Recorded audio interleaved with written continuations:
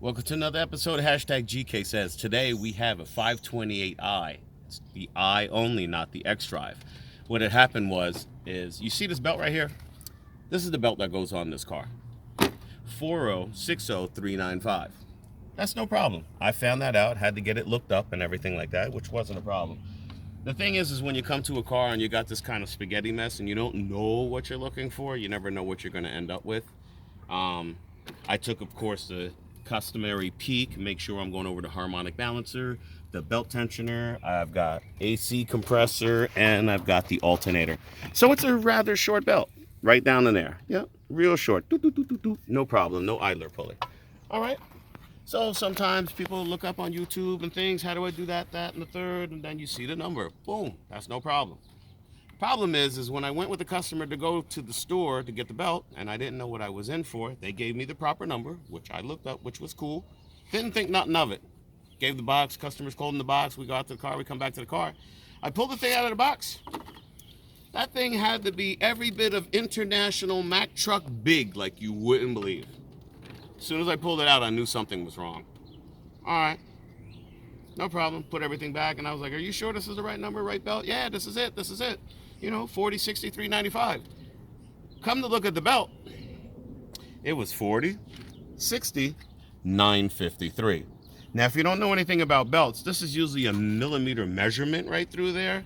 So 395 is rather short. 935 is enormous.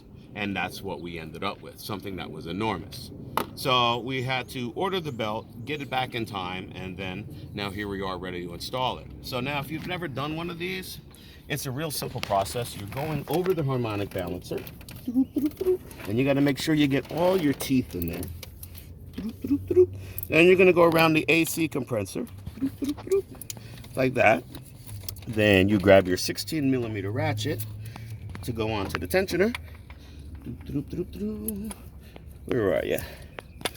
Yeah, got to lock in. Make sure you're locked in completely. All right.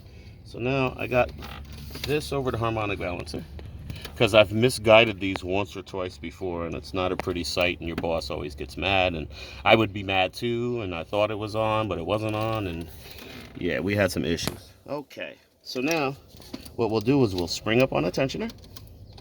We'll bring this belt over the alternator. We'll put it right at the tensioner. We'll make sure that we're over the AC compressor. We'll let a bit of tension go. Oh, we're not on the harmonic balancer completely. See? This is how you check. You just don't let it go and think you got everything correct, because that's not how it works. So now what I do, came off again, is I make sure that everybody is on.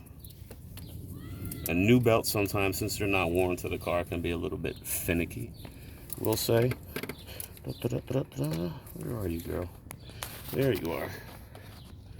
Come on, one more time. See, these are a little tricky. We'll put that there, followed around by hand. Come on, there you go. Get a little bit more tension on your ratchet.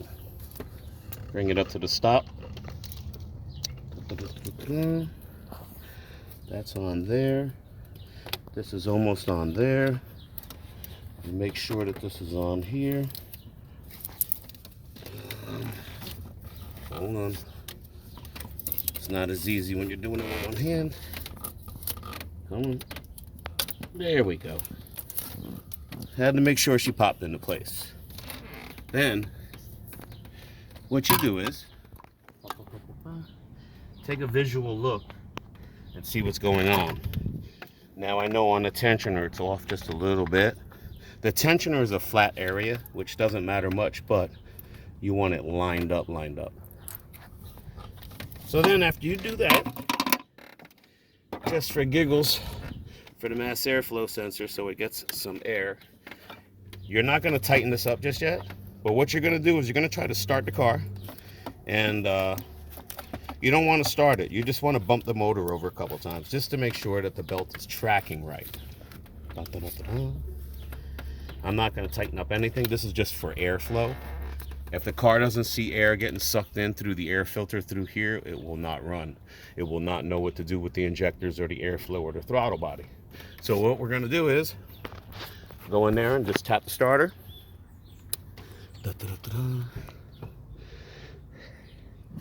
Basically turn it on, turn it off kind of thing. All right. And the belt is tracking straight. Normally with older cars, you can kind of kick it over, but with today's new cars, as soon as you touch the ignition, you know nobody has any patience. They want the car running now, now, now. So that's what it does. Start it up again.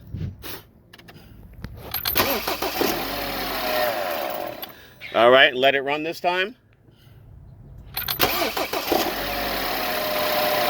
Look at that, nice and straight. And the belt is on.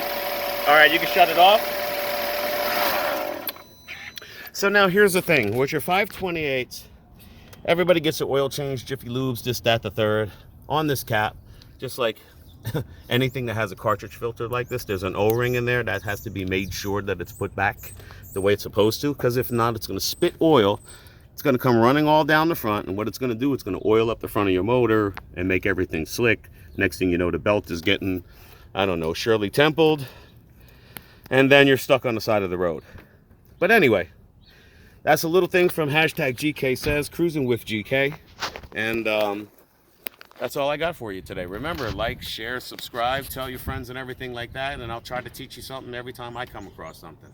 Love all my followers. Thank you. Peace.